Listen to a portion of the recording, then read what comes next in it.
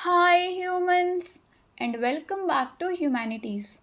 This is your geography educator Archita Mishra, back with the chapter 8 of your book 2, that is International Trade. तो इस chapter में हम एक बहुत ही important component of our Indian economy को study करेंगे, दैट इज़ इंटरनेशनल ट्रेड, क्योंकि इसका GDP share in our economy is significant, therefore this topic becomes important. तो सबसे पहले हम वो टॉपिक्स देखेंगे जो हम इस चैप्टर में कवर करने वाले हैं। तो सबसे पहले इंडिया की कंट्रीब्यूशन इंटरनेशनल ट्रेड में कितनी है, that we will be covering. फिर changing pattern of composition of India's export and import. तो कॉम्पोजिशन में जो वेरिएशन हम लोग देख रहे हैं इंडिया के एक्सपोर्ट और इम्पोर्ट में, प्रोडक्ट्स देख रहे हैं, कमोडिटीज़ चेंज हो रही हैं, उनका शेयर चेंज हो रहा है, किसी में डिक्लाइन हो रहा है तो किसी में इंक्रीज़ हो रहा है, that we will be covering. फिर डायरेक्शन ऑफ ट्रेड, इसमें हम लोग पढ़ेंगे कि कहाँ पे हमारी मेजर ट्रेडिंग हो रही है, कौन से कंटिनेंट में या कौन से कंट्रीज़ में, that we will be covering. फिर sea ports as gateways of international trade, क्योंकि मेजर जो हम लोग ट्रेडिंग करते हैं वो सी पोर्ट्स के थ्रू करते हैं, सो उसकी डिस्क्रिप्शन हम लोग पढ़ेंगे। फिर एयरपोर्ट्स, थोड़ा बहुत ट्रेडिंग हम लोग एयर ट्रांसपोर्टेशन के थ्रू भी करते हैं, सो वो भी पार्ट हम लोग कवर करेंगे। So let's start with the chapter. So the first question that comes to our mind is कि why international trade is so necessary. तो कोई भी एक कंट्री सेल्फ सफिशिएंट नहीं है, किसी भी एक कंट्री के अंदर सारे रिसोर्सेज अवेलेबल नहीं है। तो किसी एक कंट्री में कोई एक रिसोर्स बहुत ज़्यादा एबंडेंस में है तो वही रिसोर्स दूसरे कंट्री में स्कार्सिटी में है, वही कोई एक दूसरा रिसोर्स जो दूसरे कंट्री में एबंडेंस में है वो पहली वाली कंट्री में स्कार्सिटी में है। सो ये जो स्कार्सिटी और एबंडेंस की कंसेप्ट्स हैं ये नेसेसिटेट करती हैं exchange of and movement of goods, जो एक नया कंसेप्ट अराइज कराती हैं विच इज़ ट्रेडिंग। तो इंडिया का कंट्रीब्यूशन वर्ल्ड ट्रेड में बहुत लो है, as low as 1% of total volume. अगर हम लोग 100% वॉल्यूम में देखेंगे ऑफ द वर्ल्ड ट्रेड तो उसमें सिर्फ 1% इंडिया का शेयर है, बट स्टिल ये शेयर बहुत ही सिग्निफिकेंट रोल प्ले करता है in world trade. Even this 1% is playing a very significant role.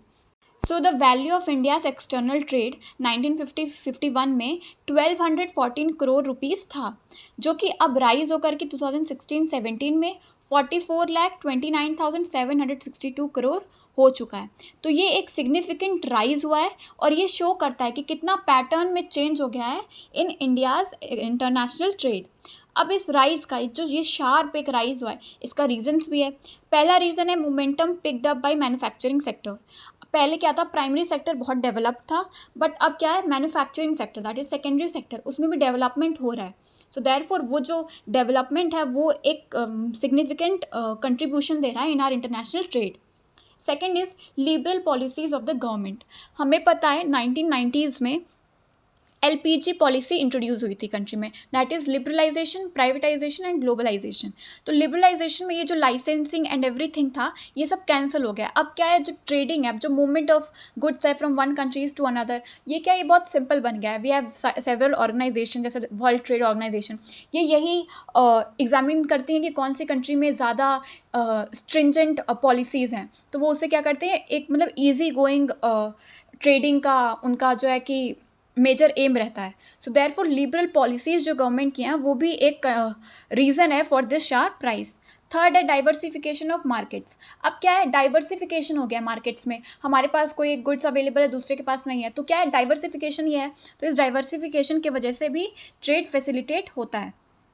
जो नेचर है इंडिया के फॉरेन ट्रेड का वो भी हम लोग नोटिस किए हैं कि वो भी चेंज हो रहा है over the year. Volume of import and export ये बढ़ा है, total volume of import and export it has increased. अभी हम लोग देखें एक्सटर्नल ट्रेड में इतना शार्प प्राइस हुआ है, वैसा ही इंपोर्ट में भी हुआ है। The value of import still continues to be higher than that of export. मतलब ये एक नेगेटिव चीज़ है हमारे कंट्री के लिए, क्योंकि हम लोग इम्पोर्ट ज़्यादा करते हैं और एक्सपोर्ट कम करते हैं। जब हम वैल्यू कंपेयर करेंगे तो इम्पोर्ट वैल्यू ज़्यादा है than export value, so this is a negative sign जिस पे अभी इम्प्रूवमेंट चल रहा है। We are trying to increase our export, but still this is the current data. Now the next topic is changing pattern of the composition of India's export. तो हम export और import में जो डिफरेंस है वो हम लोग इस फिगर से कम्प्लीटली बहुत ही क्लियरली देख सकते हैं। वी कैन सी जो इंपोर्ट का ग्राफ है वो 25 से 30 लाख के बीच में लाई कर रहा है from during 2012-13 and 16-17। Whereas when we will see export का, तो एक्सपोर्ट सिर्फ 15 से 20 लाख के बीच में ही लाई कर रहा है. सो दिस शोज़ कि एक गैप है between export and imports in India's foreign trade during 2012-13 to 16-17. तो इससे हम लोग ये पता कर सकते हैं कि हमारा जो इम्पोर्ट है it is higher than our export. अब इसमें हम लोग ये देखेंगे कि कौन कौन से प्रोडक्ट्स में या कौन कौन से फील्ड में हमारा एक्सपोर्ट इंक्रीज़ हुआ है और कौन कौन सी में डिक्रीज़ हुआ है. सबसे पहले है share of agricultural and allied products. तो इसमें क्या एक हम लोग डिक्लाइन देखे हैं. Share of agricultural products and allied products, उसमें एक डिक्लाइन देखे हैं. अब क्या हो रहा है कि एक्सपोर्ट कम हो रहा है उनका.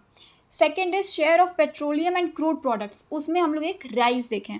ओवर द ईयर्स अभी एक्सपोर्ट हम लोग पेट्रोलियम और क्रूड प्रोडक्ट्स का ज़्यादा कर रहे हैं. When it comes to ore minerals और मैन्युफैक्चरिंग गुड्स का, वो अभी तक हम लोग कांस्टेंट ही देख रहे हैं. कुछ खास difference we haven't noticed from 2009-10 to 2010-11 and 2015-16 to 2016-17. Traditional items जो हैं उनके में हम लोग एक डिक्लाइन देखे हैं क्योंकि टफ इंटरनेशनल कंपटीशन है. अब मार्केट और प्रोसेस्ड प्रोडक्ट्स जो हैं जो मशीन से बनते हैं उनका ज़्यादा डिमांड है क्योंकि उनका वो चीप रहते हैं. वही ट्रेडिशनल आइटम्स जो हैंडमेड होते हैं वो क्योंकि हैंडमेड होते हैं तो उसमें ज़्यादा लेबर लगता है तो ज़्यादा वो एक्सपेंसिव होते हैं, तो उनका जो है मार्केट वो कम हो रहा है. और हम लोग ट्रेडिशनल एग्रीकल्चरल आइटम्स जैसे कॉफ़ी, कैश्यू नट, ये सब में भी हम लोग क्या एक डिक्लाइन देख रहे हैं in terms of export. Whereas हम लोग एक इंक्रीज़ देख रहे हैं फ्लोरिकल्चरल प्रोडक्ट्स का, फ्रेश फ्रूट्स का, मरीन प्रोडक्ट्स और शुगर का. सो this is about the export का सिनेरियो. मैन्युफैक्चरिंग सेक्टर कंट्रीब्यूट करता है 73.6% of India's total value of export in 2016 and 17. That means 100% जो हम लोग एक्सपोर्ट करते हैं उसमें से more than 2/3 of the share वो मैन्युफैक्चरिंग सेक्टर होल्ड करता है. That is 73.6%. ये बहुत ही एक सिग्निफिकेंट शेयर है. मतलब ये शो कर रहा है कि हमारा जो सेकेंडरी सेक्टर है वो हमारे एक्सपोर्ट में मेजर कंट्रीब्यूट कर रहा है. इंजीनियरिंग गुड्स में हम लोग एक शार्प इंक्रीज़ देखे हैं इन टर्म्स ऑफ एक्सपोर्ट. अब क्योंकि हम लोग मैकेनाइज्ड हो रहे हैं, अब हम लोग क्योंकि थोड़ा ज़्यादा मैन्युफैक्चरिंग सेक्टर पे फोकस कर रहे हैं, तो जो इंजीनियरिंग गुड्स हैं उसमें हम लोग राइज देखें इन टर्म्स ऑफ एक्सपोर्ट. अब हमारे मेजर कॉम्पिटिटर्स कौन है? Major competitors in terms of export में चाइना है और अदर ईस्ट एशियन कंट्रीज़ हैं. ईस्ट एशियन कंट्रीज़ में हमारे लिए एक्सपोर्ट में क्या है एक मेजर कंपटीशन पोज करते हैं क्योंकि वो लोग भी एक्सपोर्ट बहुत ज़्यादा करते हैं और चाइना तो है ही. और हमारे एक्सपोर्ट में जेम्स और ज्वेलरी का एक लार्ज शेयर रहता है. दैट मीन्स इंडिया के फॉरेन ट्रेड में gems and jewellery hold a significant position. We can see in this table, ये टेबल शो कर रहा है इंडिया के फॉरेन ट्रेड में एक्सपोर्ट और इंपोर्ट और trade balance over the years. 2004-05 में हम लोग देख सकते हैं 3,75,340 एक्सपोर्ट्स था और इंपोर्ट था 5,01,065. तो एक ट्रेड बैलेंस निकलता है, वो क्या है नेगेटिव में है, 1,25,725. ट्रेड बैलेंस अगर पॉजिटिव है तो वो कंट्री के लिए बेनिफिशियल रहता है, फेवरेबल फॉरेन ट्रेड हम लोग करते हैं. और अगर नेगेटिव में है तो हम लोग एक अनफेवरेबल ट्रेड बैलेंस में हैं. तो अभी हम लोग देख सकते हैं क्योंकि इंपोर्ट ज़्यादा है और वो कितना ज़्यादा है 1,25,725 इन करोड्स. ये सारा डेटा जो है वो करोड्स में है, वैल्यू जो है वो करोड्स में है. तो इतना नेगेटिव ट्रेड बैलेंस है. 2009-10 में वही 8 लाख इधर एक्सपोर्ट्स में और 13 लाख के अराउंड इंपोर्ट्स में. यहाँ पर भी ज़्यादा नेगेटिव हो गया है, दैट इज़ 5,18,202 ट्रेड बैलेंस है. तो क्या है ये बढ़ता जा रहा है. ये जो ट्रेड बैलेंस है उसमें नेगेटिव जो गैप है वो एक्सटेंड हो रहा है थ्रू आउट द ईयर्स. 2013-14 में 19 लाख एक्सपोर्ट है, 27 लाख इंपोर्ट है, 8 लाख ट्रेड बैलेंस है. 2016-17 में वही 18 लाख एक्सपोर्ट है, 25 लाख इंपोर्ट है और ट्रेड बैलेंस 7,25,082 है. तो वी कैन सी हमारा एक्सपोर्ट तो बढ़ रहा है but at the same time import भी बढ़ रहा है. तो इंपोर्ट्स बढ़ रहे हैं तो दैट्स वाई ट्रेड बैलेंस जो है वो नेगेटिव हो रहा है. नेक्स्ट ये जो नेक्स्ट टेबल है वो है कॉम्पोजिशन ऑफ इंडियाज़ एक्सपोर्ट 2019 से 17 तक. वो प्रोडक्ट्स जिसमें मतलब वो कुछ कमोडिटीज़ दी गई है जिसमें हम लोग स्टडी करेंगे कि कौन से ईयर में किसका एक्सपोर्ट बढ़ा है. तो एग्रीकल्चर एंड अलाइड प्रोडक्ट सबसे पहला है. 2009-10 में 10 था, फिर देख रहे हैं ओवर द ईयर्स ये कम हुआ है. 15-16 में थोड़ा बढ़ा है बट फिर 16-17 में फिर कम हो गया 12.3. ओर एंड मिनरल्स में भी एक स्टीप डिक्लाइन देखे हैं 4.9 2009-10 से लेकर के 2016-17 में 1.9 हो गया, तो इसमें भी एक हम लोग स्टीप डिक्रीज देखे हैं। Next is manufactured goods. तो मैन्युफैक्चर्ड गुड्स में हम लोग एक इंक्रीज देख रहे हैं। 2009-10 में 67.4, फिर 68%, 72.9 और अब 16-17 में 73.6% है, तो इसमें भी हम लोग एक इंक्रीज देख रहे हैं। क्रूड एंड पेट्रोलियम प्रोडक्ट्स, तो इसमें भी हम लोग 2009-10 और 10-11 में तो इंक्रीज देखे थे, बट 15-16, 16-17 में हम लोग एक इसमें भी डिक्लाइन देख रहे हैं। बहुत सिग्निफिकेंट डिक्लाइन नहीं है, बट स्टिल डिक्लाइन है। अदर कमोडिटीज़ में भी हम लोग डिक्लाइन देखे हैं, एक स्टीप डिक्लाइन देखे हैं। 1.5% 2009-10 में, 10-11 में 1.2, 15-16 में 1.1 और 16-17 में एक ज़्यादा शार्प डिक्लाइन हुआ है विच इज़ 0.5%। ये भी हम लोग पढ़े ही थे एक्सपोर्ट में। सो this is the table that shows कि हमारा एक्सपोर्ट धीरे धीरे किस किस आइटम्स में बढ़ रहा है और किस किस में कम हो रहा है। और ये ऊपर वाला फॉरेन ट्रेड बताता है ट्रेड बैलेंस कि कितना नेगेटिव ट्रेडिंग हम लोग कर रहे हैं, क्योंकि हमें पता है कि इंपोर्ट्स तो हमारे ज़्यादा हैं ही, कितना ज़्यादा है that data is provided in these tables. So we can see in this table ये कुछ प्रिंसिपल कमोडिटीज़ का नेम मैंशनड है along with the export value, जिसका हमारी कंट्री सबसे ज़्यादा एक्सपोर्ट करती है। उसमें सबसे पहले दिया गया है एग्रीकल्चर एंड अलाइड प्रोडक्ट्स। तो इसका 2016-17 में वैल्यू ऑफ एक्सपोर्ट था 22,28,001 करोड़ रुपीज़। और second is ores and minerals which is 35,947 crore rupees. Third is manufactured goods, जिसका सबसे ज़्यादा एक्सपोर्ट में वैल्यू है हमारे कंट्री में इन 2016 and 17 which is 13,63,232 crore rupees. Fourth is mineral fuels and lubricants, तो इनकी वैल्यू दी गई है 2,16,280 करोड़ रुपीज़। सो ये जो पूरा टेबल है ये बताता है कुछ मेन कमोडिटीज़ जो हमारी कंट्री एक्सपोर्ट करती है। अब हम लोग changing pattern of composition of India's import पढ़ेंगे। अभी हम लोगों ने एक्सपोर्ट देखा, अब हम लोग इंपोर्ट में देखेंगे। तो India serious food shortage face किया था ड्यूरिंग 1950s एंड 1960s, जिसकी वजह से फूड ग्रेन्स, कैपिटल गुड्स और मशीनरी एंड इक्विपमेंट्स का इंपोर्ट में स्टीप इंक्रीज हम लोग देखे थे, क्योंकि फूड शॉर्टेज हो गया, देयरफॉर फूड ग्रेन्स का इंपोर्ट करना वाज अ नेसेसिटी। बीओपी हमारा एडवर्स हो गया क्योंकि इंपोर्ट ज़्यादा हो गया था एक्सपोर्ट से। अभी हम लोग ये जो देखे थे ट्रेड बैलेंस, वही है balance of payment, it is a topic in economics. तो ये बैलेंस ऑफ पेमेंट यही दिखाता है कि हमारा इंपोर्ट और एक्सपोर्ट में कितना डिफरेंस है, तो वो हमारा नेगेटिव था। एडवर्स दैट मीन्स नेगेटिव हम लोग बीओपी देखे थे, क्योंकि हमारा इंपोर्ट जो है वो एक्सपोर्ट से ज़्यादा था। आफ्टर 1970s हमारा फूड ग्रेन इंपोर्ट बंद हो गया था, क्योंकि हमारा ग्रीन रिवोल्यूशन हमारे कंट्री में सक्सेसफुल हो गया था। जो फूड ग्रेन का हम लोग इंपोर्ट करते थे उसकी नीड नहीं थी, तो therefore food grain imports discontinued after 1970s as the success of green revolution was witnessed in our country.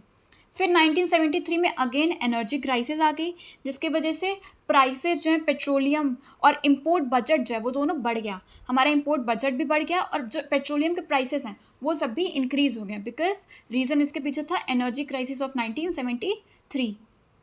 Food grain जो इंपोर्ट था वो रिप्लेस कर दिया गया था फर्टिलाइजर्स एंड पेट्रोलियम के थ्रू।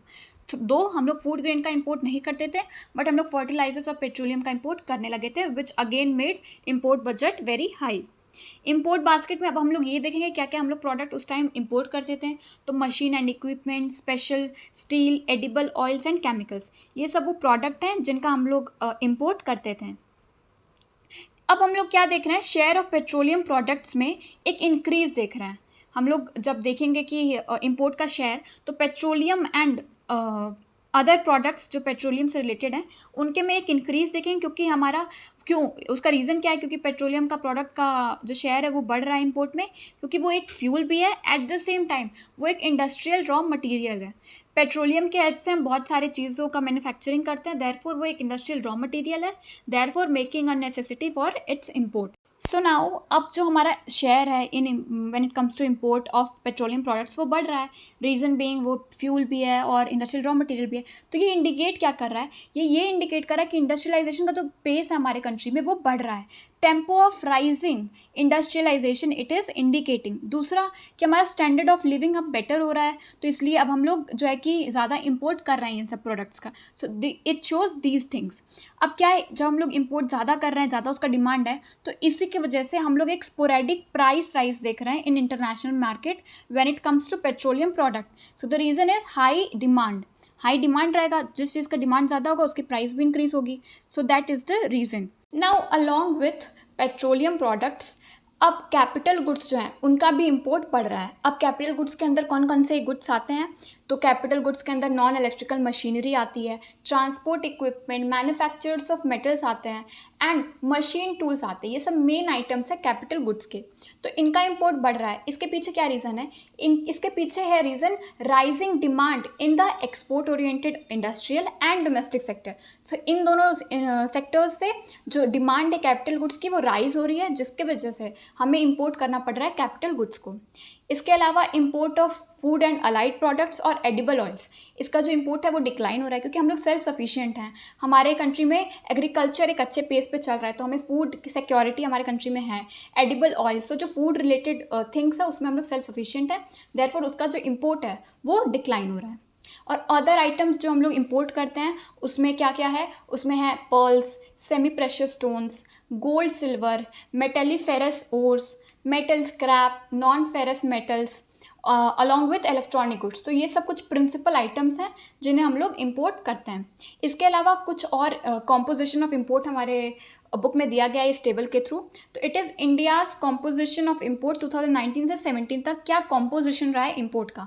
सबसे पहली जो कमोडिटी ग्रुप है वो है फूड एंड अलाइड प्रोडक्ट्स। तो हम लोग 2009-10 का अगर देखेंगे तो इट वॉज 3.7, 10-11 में 2.9 डिक्लाइन हुआ है, वेर एज आगे फिर ये इंक्रीज़ हो गया है। 15-16 में 5.1 हो गया है और 16-17 में इट इज़ 5.6, बट स्टिल ये एक लेसर अमाउंट ही इम्पोर्ट होता है। Next is fuel. तो फ्यूल में है कोल एंड POL। सो इसमें क्या है कि 2009-10 में 33.2% हम लोग इम्पोर्ट करते थे और 10-11 में ये थोड़ा डिक्रीज़ हुआ है, दैट इज़ 31.3%। उसका फर्दर ये डिक्रीज़ हुआ है 15-16 में विच इज़ 25.4%, और 2016-17 में 26.7% हुआ है, थोड़ा सा इंक्रीज़ इसका हुआ है। Next is fertilisers. तो फर्टिलाइज़र में हम लोग एक डिक्लाइन ही देख रहे हैं, 2.3, देन 1.9, देन 2.1, देन 1.3 अगेन। तो एक बार डिक्लाइन हुआ है, फिर दूसरी बार इंक्रीज़ हुआ है, बट फिर एक शार्प डिक्लाइन देखने को मिला है। Next is paper board manufacturing and news print. तो इसमें भी हम लोग एक बहुत ही माइनर राइज देख रहे हैं हर ईयर में। इट इज़ 0.5, फिर 6, फिर 8, फिर 9।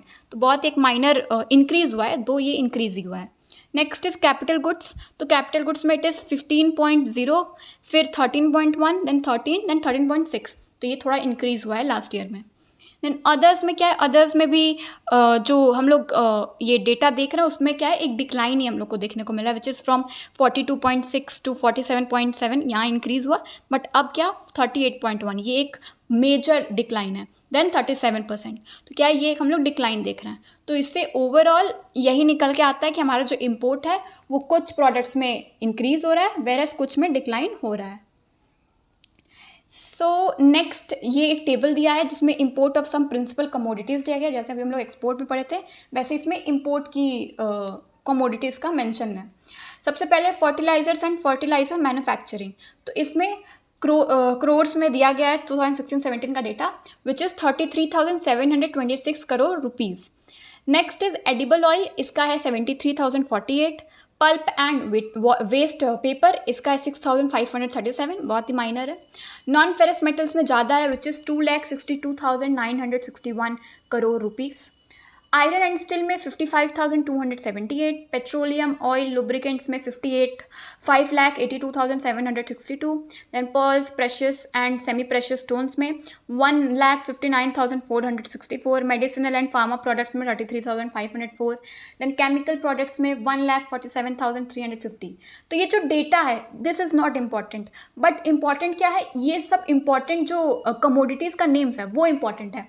अगर क्वेश्चन आता है कि what are the major commodities that India import, तो उसके अंदर ये सारे कमोडिटीज़ का मेंशन करना होगा। सो द डेटा रिगार्डिंग कितना इम्पोर्ट है, इम्पोर्ट की वैल्यू इज़ नॉट इम्पॉर्टेंट क्योंकि वो बहुत डिफिकल्ट है टू मेमोराइज, बट क्या क्या इम्पोर्ट करते हैं। तो ये सारे जो टेबल्स हैं इनका भी एक thorough examination is very important, though the value driven data is not very important. Next is direction of trade. अभी हम लोगों ने कॉम्पोजिशन देख लिया कि क्या ट्रेड हम लोग कर रहे हैं, क्या इंपोर्ट कर रहे हैं, क्या एक्सपोर्ट कर रहे हैं, किस में बढ़ रहा है, किस में कम हो रहा है। अब ये इंपोर्ट एक्सपोर्ट हो कहाँ रहा है, कहाँ से हो रहा है, कहाँ जा रहा है। So these we will be covering under this topic that is direction of trade.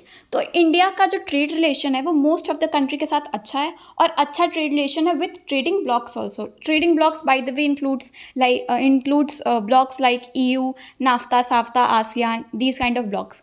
Reason wise और सब रीजन वाइज जो ट्रेड है ड्यूरिंग द पीरियड 2016-17 वो इस टेबल में गिवन है। तो इसमें वी कैन क्लियरली सी हमारे कंटिनेंट्स का नेम है that is Europe, Africa, North America, Latin America, Asia and ASEAN. तो इसमें ये डेटा जो दिया है इसमें हम सारे जो कंट्रीज़ जो टॉप 4 रीजन्स हैं उसमें सारे में एक इंक्रीज़ ही हम लोग देखें हैं, जिसमें सबसे ज़्यादा अगर टॉप 4 रीजन्स में देखा जाए, यूरोप में भी एक नॉर्मल इंक्रीज़ है, अफ्रीका में भी इंक्रीज़ हुआ है, अफ्रीका में यूरोप से बहुत ज़्यादा इंक्रीज़ हुआ है बाय द वे, और नॉर्थ अमेरिका में भी अच्छा खासा इंक्रीज़ हुआ है, लैटिन अमेरिका में भी अच्छा इंक्रीज़ हुआ है, सिर्फ यूरोप में बहुत खास इंक्रीज़ नहीं हुआ है। वेर हैज़ जो 5th रीजन है that is Asia and ASEAN, उसमें सबसे मेजर इम्पोर्ट हमारी कंट्री करती है। तो 2010-11 में the data for import in terms of crores वो था 10,29,881, जो इंक्रीज़ हुआ है, और 2016-17 में बन गया है 15,44,520।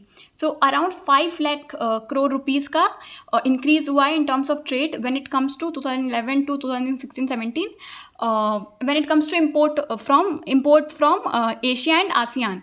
तो इंडिया सबसे ज़्यादा इंपोर्ट करता है एशिया और आसियान से, और इस टेबल में सबसे ज़्यादा इंपॉर्टेंट टॉपिक यही है कि सारे में पहले तो इंक्रीज़ हो रहा है, दूसरा सबसे ज़्यादा जो इंपोर्ट करता है वो इंडिया एशिया और आसियान से करता है। अब जो इंडिया का एम है इन द नेक्स्ट 5 ईयर है वो अपने इंटरनेशनल ट्रेड का जो शेयर है उसको डबल करना है। अब ये डबल हम पॉसिबल भी है, ये हम कर भी सकते हैं, और इसे शुरू कर दिए हैं कुछ पॉलिसीज़ के थ्रू। जैसे सबसे पहले इंपोर्ट लिबरलाइजेशन, हम लोग लिबरलाइजेशन आ गया है, हम लोग अब लिबरल हो गया, लाइसेंसिंग वगैरह की पॉलिसी जो है वो कैंसिल हो गई है। तो जब लिबरलाइज हो गया है, जब थोड़ा छूट मिल गया है इन टर्म्स ऑफ इम्पोर्ट, तो अब इम्पोर्ट ज़्यादा स्मूथली हो रहा है। Next is reduction in import duties. जो पहले ड्यूटीज़ लगती थी हर एक स्टेप को क्रॉस करने के लिए वी वर रिक्वायर्ड टू पे, तो ये क्या रिडक्शन हो गया है in import duties. Third is de licensing, as mention liberalization के आने के बाद लाइसेंस की ज़रूरत नहीं पड़ रही है, तो डी लाइसेंसिंग हो रहा है। Fourth is changing from process to product patents. पहले क्या होता था, हर एक प्रोसेस पे हमें पेटेंट कराना होता था, अब क्या प्रोडक्ट हम लोग पेटेंट करा रहे हैं। तो क्या अभी जो प्रोसेस है ऑफ इम्पोर्ट ये और सिंपल हो जा रहा है, या तो एक्सपोर्ट का है ये और सिंपल हो जाएगा। सो देयरफॉर ये जो चारों पॉलिसीज़ हैं, these policies will help us to double our share in international trade within next 5 years. अब इंडिया का जो most of the foreign trade होता है वो सी या एयर रूट से होता है, दैट इज़ वेरी ऑब्वियस, क्योंकि हमारे पास अच्छी इफिशिएंट एयर ट्रांसपोर्टेशन और वाटर ट्रांसपोर्टेशन भी है। बहुत ही एक माइनर पोर्शन होता है लैंड रूट से, विच इज़ वेरी ऑब्वियस कि वो नेबरिंग कंट्रीज से ही होता हो, क्योंकि बॉर्डर से वही लगे हुए रहते हैं, जैसे नेपाल, भूटान, बांग्लादेश एंड पाकिस्तान। सो अब हम लोग सी पोर्ट्स को पढ़ेंगे which acts as gateways of India international trade. International trade के लिए एक जो बहुत बेसिक रिक्वायरमेंट है वो है efficient transportation which is provided by sea ports in our country. तो जो इनलैंड वाटरवेज है, जो हम लोग अभी ट्रांसपोर्टेशन एंड कम्युनिकेशन वाले चैप्टर्स में पढ़े थे, और ओशियनिक रूट्स हैं, ये दोनों बहुत इंपॉर्टेंट बन जाता है in terms of India's foreign trade, या इंडिया के जो अंदर भी ट्रेडिंग होती है वो भी इनलैंड वाटरवेज के थ्रू सिंपल हो जाती है। वाटर एक स्मूथ सरफेस प्रोवाइड करता है और एक चीप ट्रांसपोर्टेशन का मीन्स प्रोवाइड करता है। सिर्फ एक चीज़ की रिक्वायरमेंट है, दैट इज़ टर्ब्यूलेंस ना रहे। अगर वाटर स्मूथली चल रही है और कोई टर्ब्यूलेंस नहीं है तो ये एक बहुत ही चीप मीन्स ऑफ ट्रांसपोर्टेशन साबित होता है। इंडिया में एक लॉन्ग ट्रेडिशन रहा है सी फेयरिंग का। Seafaring is what we call as, जब हम लोग ट्रैवल करते हैं सी के थ्रू तो उसको हम लोग सी फेयरिंग कहते हैं। और बहुत सारे पोर्ट्स का नाम सफिक्स किया गया है विद पतन, जिसका मतलब होता है पोर्ट। और ये एक इंटरेस्टिंग फैक्ट भी गिवन है हमारे बुक में, दैट इज़ जो इंडिया में वेस्ट कोस्ट पे पोर्ट्स हैं और जो ईस्ट पे हैं, तो when we compare the number of ports, तो western coast has more ports than eastern coast in our country. So therefore this point is important. हमारे कंट्री में एंशियंट टाइम से ही पोर्ट्स का यूटिलाइजेशन तो हो ही रहा है, बट जो मेन डेवलपमेंट हुआ इन टर्म्स ऑफ पोर्ट्स या एमर्जेंस ऑफ पोर्ट्स हुआ as a gateways of international trade, वो तभी हुआ जब अराइवल हुआ यूरोपियन ट्रेडर्स का और कोलोनाइजेशन का। तब क्या हुआ, हमारे जो पोर्ट्स बने वो एमर्ज हुए बहुत ज़्यादा तेज़ी से और एक बहुत इंपॉर्टेंट गेटवे बन गए इंटरनेशनल ट्रेड के। बहुत ज़्यादा हम लोग वेरिएशन देखेंगे साइज़ में या क्वालिटी ऑफ पोर्ट्स में इन आर कंट्री। स्टिल इंडिया में 12 मेजर पोर्ट्स हैं और 200 माइनर एंड इंटरमीडिएट पोर्ट्स हैं। अब क्या है कि ये जो ट्रांसपोर्टेशन एंड कम्युनिकेशन वाला चैप्टर था उसमें भी ये डेटा था, बट वो थोड़ा डिफर कर रहा। So let me clear your doubt. उस वाले बुक में उस वाले चैप्टर में जो डेटा गिवन था उसमें लिखा गया था कि 12 मेजर पोर्ट्स हैं और 185 माइनर पोर्ट्स हैं। तो उस वाले में इंटरमीडिएट पोर्ट्स इंक्लूडेड नहीं था, वेर एज जो 200 माइनर एंड इंटरमीडिएट पोर्ट्स हैं इसमें क्या है, जो 15 पोर्ट्स हैं वो इंटरमीडिएट पोर्ट्स है। देयरफॉर यहाँ पे 200 माइनर एंड इंटरमीडिएट पोर्ट्स लिखा हुआ है। So you should not have the doubt कि वाई वहाँ पे डेटा 185 और यहाँ पे 200 है, बिकॉज वहाँ पे सिर्फ माइनर इंक्लूडेड है, यहाँ पे इंटरमीडिएट भी इंक्लूडेड है। तो जो मेजर पोर्ट्स हैं उसमें क्या डिफरेंस है, मेजर माइनर क्यों ये डिफ्रेंसिएशन है। तो मेजर पोर्ट्स क्योंकि सेंट्रल गवर्नमेंट रेगुलेट करती है इसलिए वो मेजर पोर्ट्स हैं, और minor ports state government regulate करती है। और जो मेजर पोर्ट्स हैं वो हैंडल करती है large share of total traffic. So as mentioned, क्योंकि ब्रिटिश एरा में ही हमारे जो पोर्ट्स हैं उनका मेन डेवलपमेंट हुआ था, उनका एमरजेंस हुआ था, तो ब्रिटिशर्स भी, दैट्स वेरी ऑब्वियस कि वो लोग भी यूज़ किए होंगे हमारे पोर्ट्स को। तो वो मेनली अपने रिसोर्सेज को, हमारे रिसोर्सेज को अपने कंट्री में ले जाने के लिए या रॉ मटेरियल्स को अपने कंट्री में ले जाने के लिए यूज़ करते थे। So Britishers used ports as suction points of resources from their hinterlands. अब इसमें क्या हुआ, जब रेलवेज का एक्सटेंशन हुआ तो वो क्या करें, वो पोर्ट्स को लिंक कर दिए लोकल से रीजनल मार्केट से, लाइक लिंक किए वो लोकल मार्केट को रीजनल मार्केट से, फिर रीजनल को नेशनल और नेशनल को इंटरनेशनल मार्केट से थ्रू पोर्ट्स। और ये कंटिन्यू हुआ 1947 तक। तो जो एक्सप्लॉयटेशन ऑफ रिसोर्सेज या exploitation of our raw materials वो हुआ था with the help of ports and railways which was done by Britishers.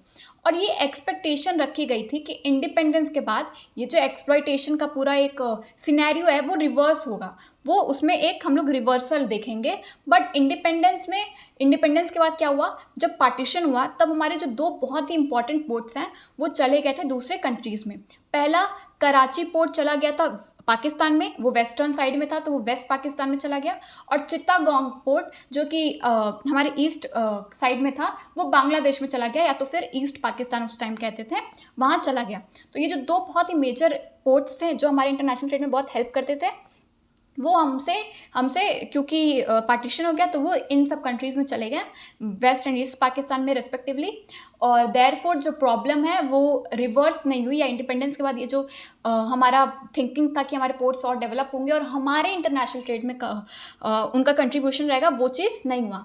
तो इस लॉस को, ये जो बहुत एक मेजर लॉस हुआ दो पोर्ट्स का, जो बहुत दो सिग्निफिकेंट पोर्ट्स थे ईस्ट और वेस्ट साइड में, उनको कॉम्पनसेट करने के लिए न्यू पोर्ट्स को डेवलप किया गया, जिसमें कांडला इंक्लूड होता है वेस्ट साइड में, डायमंड हार्बर कोलकाता में जो है ऑन हुगली रिवर, ये आता है दूसरा port. So therefore these two ports were constructed to compensate the losses which was done when partition happened, और कराची और चित्तागोंग पोर्ट चला गया था वेस्ट और ईस्ट पाकिस्तान में रेस्पेक्टिवली। तो ये जो लॉस हुआ था, ये जो मेजर सेटबैक है, इसके बावजूद हमारे कंट्री में जो इंडियन पोर्ट्स थे वो ग्रो ही करते गए इवन आफ्टर इंडिपेंडेंस। आज इंडिया के पोर्ट्स हैंडल करते हैं लार्ज वॉल्यूम ऑफ डोमेस्टिक, उसके साथ साथ overseas trade. So domestic along with international trade में उनका कंट्रीब्यूशन रहता है। और जो मोस्ट ऑफ द पोर्ट्स है, जो मेजर शेयर है पोर्ट्स में, वो क्या है, इक्विप्ड है विथ मॉडर्न इंफ्रास्ट्रक्चर। तो मॉडर्न इंफ्रास्ट्रक्चर है तो वो और अच्छे से हैंडल कर पाते हैं इंटरनेशनल ट्रेड को।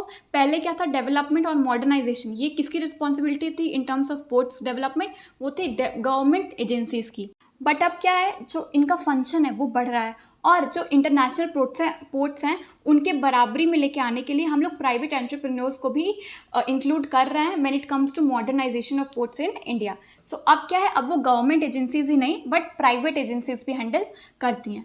तो जो ये एक न्यू डेटा है, that is capacity of Indian ports, वो इंक्रीज़ हुआ है 20 million tons of cargo handling in 1951 to more than 837 million tons in 2016. This data is very important. क्या हुआ है, एक मेजर इंक्रीज हम लोग देखे हैं विच इज़ ऑलमोस्ट 40 टाइम्स. इतना इंक्रीज हुआ है from 20 million tons of cargo to 837 million tons of cargo from 1951 to 2016. तो एक मेजर जंप हम लोग देखे हैं when it comes to the capacity of Indian ports. So now we will be covering the important ports along with their hinterlands. उसमें सबसे पहले है कांडला पोर्ट. तो कांडला पोर्ट गुजरात के साइड में है, situated at the head of gulf of Kutch. इसे बनाने का दो रीज़न था. सबसे पहले तो वेस्टर्न और north western part of the country में जो ट्रेडिंग करना था उसके लिए बनाया गया था. और दूसरा है ताकि ये प्रेशर रिड्यूस कर सके मुंबई पोर्ट पे. तो वेस्ट साइड में एक और पोर्ट दिया गया था, दैट इज़ कांडला पोर्ट. ये पोर्ट को स्पेशली डिज़ाइन किया गया था ताकि ये large quantity of petroleum products और फर्टिलाइजर्स का ट्रेड जो है वो कर सके. तो ऑफ शोर टर्मिनल एट वैदिनार जो है वो डेवलप किया गया है इस पोर्ट पे प्रेशर कम करने के लिए. जैसे इसे बनाया गया है मुंबई पोर्ट के लिए, उसी तरह उसे भी बनाया गया है. Demarcation of boundary of the hinterlands, ये बहुत डिफिकल्ट है इसमें क्योंकि ये फिक्स नहीं है और ये चेंज होता रहता है over space. Most of the cases में हिंटरलैंड एक पोर्ट का क्या होता है दूसरे वाले पोर्ट से ओवरलैप करता है. तो इसलिए एक क्लियर जो डिफ्रेंसिएशन या डिस्टिंक्शन है इन टर्म्स ऑफ हिंटरलैंड, तो क्या है ये बहुत ज़्यादा डिस्टिंक्शन नहीं है इस चीज़ का कि कौन कौन सा प्लेस इसका हिंटरलैंड है, क्योंकि ये ओवरलैप करती है. वी कैन सी यहाँ पे ये गुजरात के अंदर, ये वेस्ट साइड में ये कांडला पोर्ट है. तो ये उसी के आसपास का जो रीजन है वही उसके हिंटरलैंड्स होंगे. Next is Mumbai port. तो मुंबई पोर्ट जो है वो नेचुरल हार्बर है और the biggest port of our country है. ये Middle East, Mediterranean countries, North Africa, North America और यूरोप को सर्व करती है क्योंकि ये ज़्यादा क्लोज है और वेस्ट साइड में है. और इसका जो लेंथ है वो है 20 kilometre long, 6 to 10 kilometre wide और 54 बर्थ्स हैं इस पोर्ट में. ये इसी पोर्ट के अंदर कंट्री का सबसे लार्जेस्ट ऑयल टर्मिनल है. और when it comes to hinterland, so we can see on map also, ये है मुंबई पोर्ट और इसके हिंटरलैंड्स हैं MP, Maharashtra, Gujarat, UP and parts of Rajasthan. So this here in Maharashtra ये मुंबई पोर्ट है. Now third is Jawaharlal Nehru port. तो it is situated at Nhava Sheva which was developed as a satellite port ताकि ये प्रेशर जो है मुंबई पोर्ट पे आ रहा था उसको कम कर सके.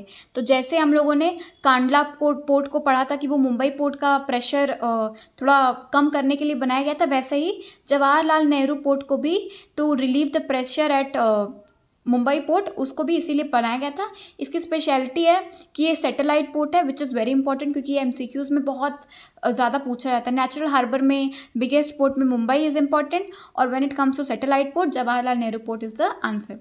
It is the largest container port in India. So ये पॉइंट भी बहुत ज़्यादा इंपॉर्टेंट हो जाता है. तो ये जो इम्पॉर्टेंट फैक्ट्स हैं सारे पोर्ट्स के बारे में, जैसे मुंबई नेचुरल हार्बर है, बिगेस्ट पोर्ट है, Jawaharlal Nehru port satellite port है और लार्जेस्ट कंटेनर पोर्ट है, तो ये बहुत इंपॉर्टेंट बन जाता है when it comes to MCQ में ऑप्शंस में कोई भी 4 पोर्ट दे देगा और कोई भी क्वेश्चन या कोई भी स्पेशलिटी जो किसी भी पोर्ट का रहेगा वो दे देगा क्वेश्चन में. So therefore learning these important facts about each port is very significant. Next is Marmagao port. It is situated at the entrance of Zuari estuary. So therefore ये गोवा में सिचुएटेड है. इसकी स्पेशलिटी अगेन ये जैसे मुंबई पोर्ट नेचुरल हार्बर था वैसे ये भी नेचुरल हार्बर है. और ये जो है सबसे ज़्यादा सिग्निफिकेंट बना जब इसका रीमॉडलिंग हुआ इन 1961 और उसके बाद से ये हैंडल करने लगा आयरन ओर एक्सपोर्ट्स को जापान तक. तो जापान से जब इसका एक्सपोर्ट होने लगा जापान में, तो देयरफॉर ये जो है बहुत एक सिग्निफिकेंट पोर्ट उसके बाद से बन गया. इसके बाद क्या हुआ, जो कंस्ट्रक्शन हुआ कोंकण रेलवेज़ का, ये भी क्या किया है, इसके जो हिंटरलैंड्स है जिस प्लेसेस को ये सर्व करता है ये पोर्ट, वो भी इंक्रीज हो गया. By the way hinterlands are the places where the port serves. जिस प्लेसेस से ये पोर्ट कनेक्टेड है या पोर्ट अपनी फैसिलिटी प्रोवाइड करती है उन सब प्लेसेस को हिंटरलैंड कहते हैं. तो इसके हिंटरलैंड में we can see in this map Karnataka है, गोवा है, साउदर्न महाराष्ट्र है. दिस इज ये मर्मगांव पोर्ट है in Goa.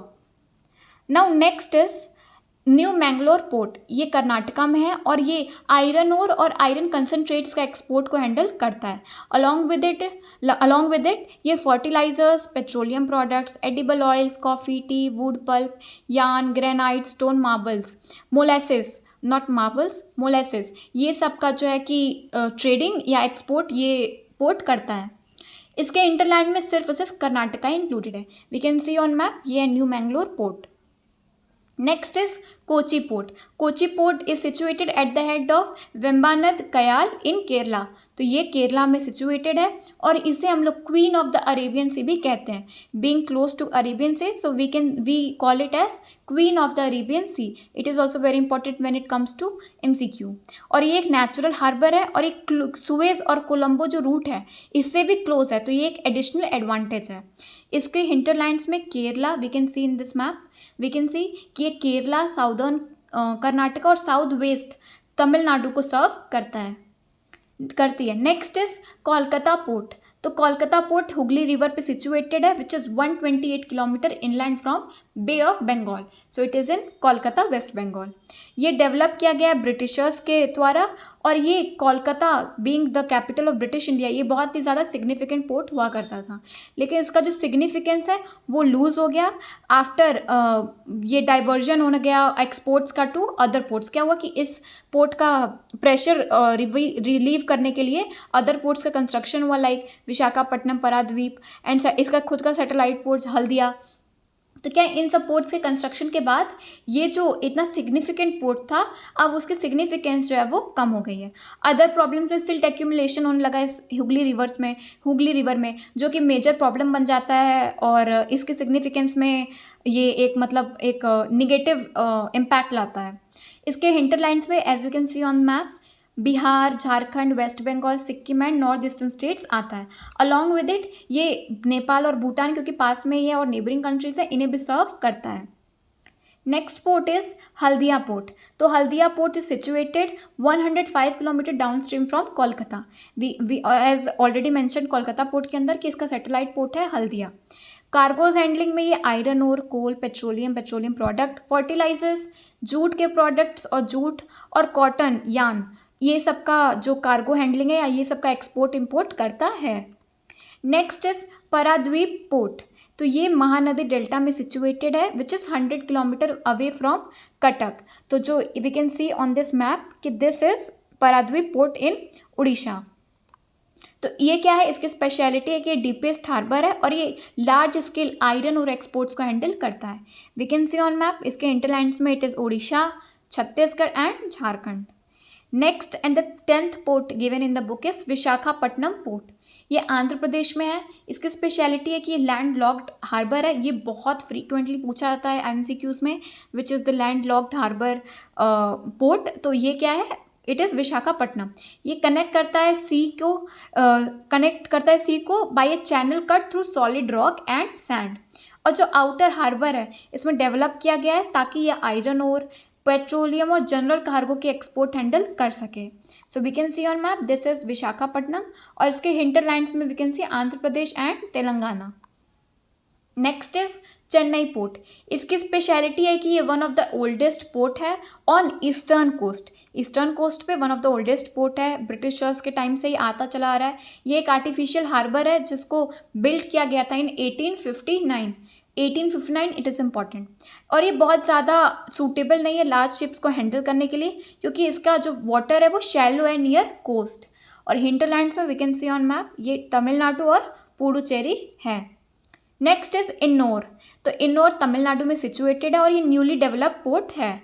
25 kilometre north of Chennai situated है और इसे बनाया गया था ताकि चेन्नई पोर्ट पे जो बहुत ज़्यादा प्रेशर आ रहा है उसे ये थोड़ा रिलीव कर सके, थोड़ा कम कर सके। Now next is Tuticorin port.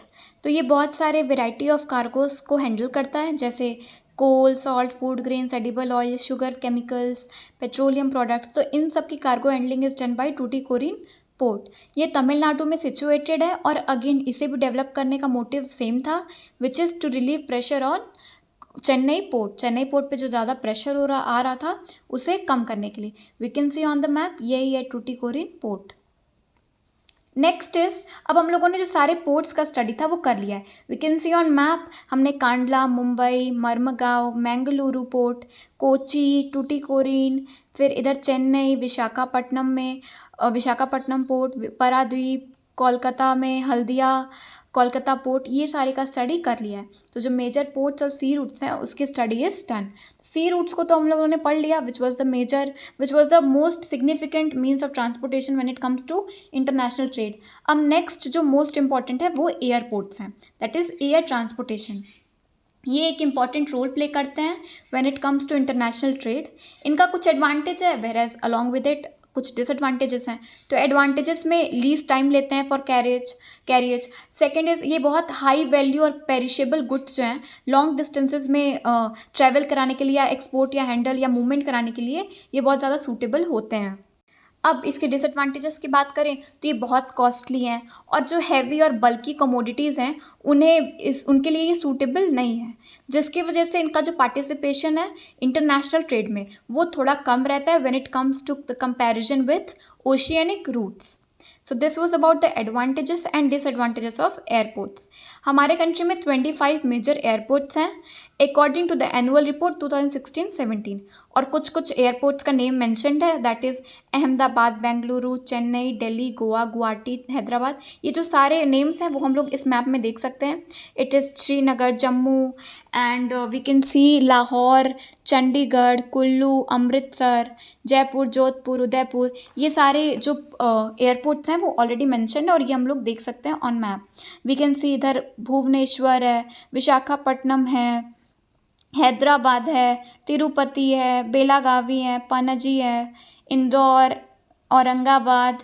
So all of these airports हम लोग को इस मैप में मिल जाएंगे। वी कैन सी ये जो लाइन के थ्रू दिख रहा है वो इंडियन एंड अदर एयरलाइंस हैं, और ये जो डैश डैश डैश करके जो लाइन है जो ब्रेक करके जा रही है वो एयर इंडिया के थ्रू सर्विस प्रोवाइड करते हैं। जो सर्कल है वो नेशनल पोर्ट्स हैं, और जो सर्कल के अराउंड भी एक आउटलाइन वाला सर्कल है ये सारे इंटरनेशनल पोर्ट्स हैं। In terms of international ports we can see ये Panaji, and then we can see Thiruvananthapuram, Kochi, and और देखें तो यहाँ गुवाहाटी में है, देन अमृतसर है, सो ये दिल्ली है। तो ये जो सर्कल के बाहर एक और सर्कल है वी कैन सी अहमदाबाद। तो ये सारे जो हैं वो इंटरनेशनल एयरपोर्ट्स हैं। So with the help of these airlines and airports only हमारा जो इंटरनेशनल ट्रेड है वो और ग्रो कर रहा है। And with this very topic, we come to the end of this chapter. I hope you liked the explanation. If you liked it, share it with your friends and classmates. Comment down below your reviews and doubts regarding this chapter. Thanks for watching. Happy learning.